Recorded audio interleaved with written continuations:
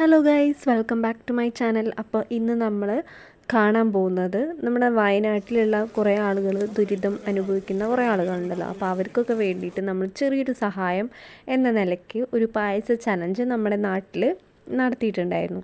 അപ്പോൾ അതിന് വേണ്ടിയിട്ടുള്ള തയ്യാറെടുപ്പുകളാണ് ഇപ്പോൾ ഇന്നത്തെ വീഡിയോയിൽ ഞാൻ കാണിക്കാൻ പോകുന്നത്.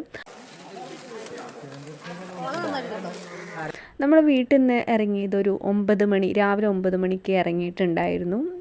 വീട്ടിലുള്ള ഞങ്ങളെല്ലാവരും കൂടിയിട്ടാണ് ഈ ഒരു ചലഞ്ചിന് വേണ്ടിയിട്ട് തയ്യാറായി പോയിട്ടുണ്ടായിരുന്നത്. അപ്പം നമ്മൾ ഇത് നടത്തിയിട്ടുള്ളത് നമ്മുടെ നാട്ടിലുള്ള ഒരു അമ്പലത്തിൻ്റെ ഒരു ഓഡിറ്റോറിയത്തിലാണ്. അപ്പോൾ അവിടെ ചെന്നപ്പോൾ ഒരുപാട് ആൾക്കാരുണ്ടായിരുന്നു. നമ്മുടെ നാട്ടിലുള്ള പല ആൾക്കാരും ഇതിൽ പങ്കെടുത്തിട്ടുണ്ടായിരുന്നു.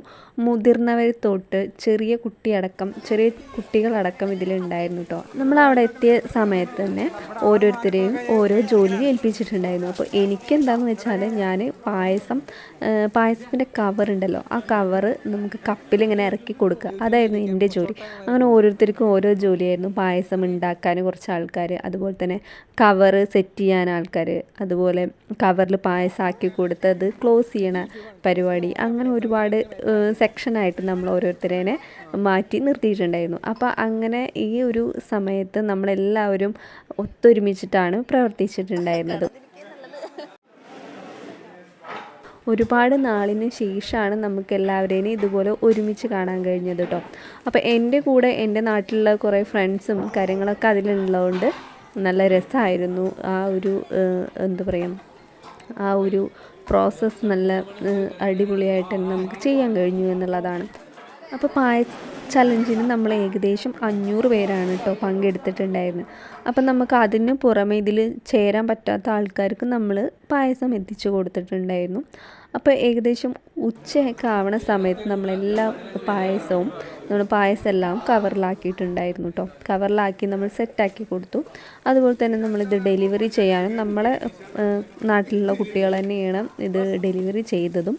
അപ്പോൾ അവിടെ അവരുടെ കയ്യിലുള്ള ബൈക്ക് ഉപയോഗിച്ചും സ്കൂട്ടി അതുപോലെ കാറൊക്കെ ഉപയോഗിച്ചും നമ്മളെല്ലാ ഭാഗത്തേക്കും ഇത് ഡെലിവറി ചെയ്യുകയാണ് ചെയ്തത്. അപ്പോൾ മലപ്പുറം ഏരിയയിലാണ് കൂടുതലായിട്ട് നമുക്ക് ഈ ഒരു പായസ ചലഞ്ചിൽ ആൾക്കാരുണ്ടായിരുന്നത് കേട്ടോ.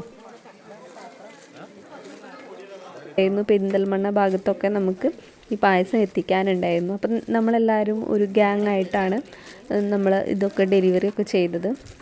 അപ്പോൾ ഏകദേശം ഒരു 5 മണിയാവുന്നത് വരെ ഈ ഒരു പരിപാടി തുടർന്നുകൊണ്ടേയിരുന്നു. അപ്പോൾ നമുക്ക് ഏറ്റവും സന്തോഷമുള്ള കാര്യം എന്ന് പറഞ്ഞാൽ നമുക്ക് ഇതിൽ നമുക്ക് ഒന്ന് പങ്കെടുക്കാൻ നമുക്ക് കഴിഞ്ഞു. അതുപോലെ തന്നെ നമ്മൾ ഏകദേശം ഒരു 65,000 രൂപയാണ് നമ്മൾ ഈ ഒരു പായസ ചലഞ്ചിലൂടെ നമുക്ക് സ്വരൂപിക്കാൻ കഴിഞ്ഞത്. അപ്പോൾ ഇതൊരു ചെറിയ തുകയാണെങ്കിലും അത് നമ്മളെ കൊണ്ട് ചെയ്യാൻ കഴിഞ്ഞതിൽ വളരെ സന്തോഷമുണ്ട്. അപ്പോൾ നമ്മളെ നാട്ടിൽ ഇങ്ങനെ ഒരു പരിപാടി പറഞ്ഞപ്പോൾ എല്ലാ ആൾക്കാരും നന്നായിട്ട് സഹകരിച്ചു.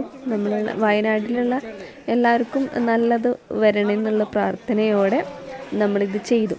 അപ്പം ഇങ്ങനെയായിരുന്നു ഇന്നത്തെ ദിവസം, ഇങ്ങനെയായിരുന്നു. അപ്പം എന്തായാലും ഇനി നെക്സ്റ്റ് വ്ലോഗിൽ കാണാം. അപ്പോൾ ടാറ്റാ, ബൈ.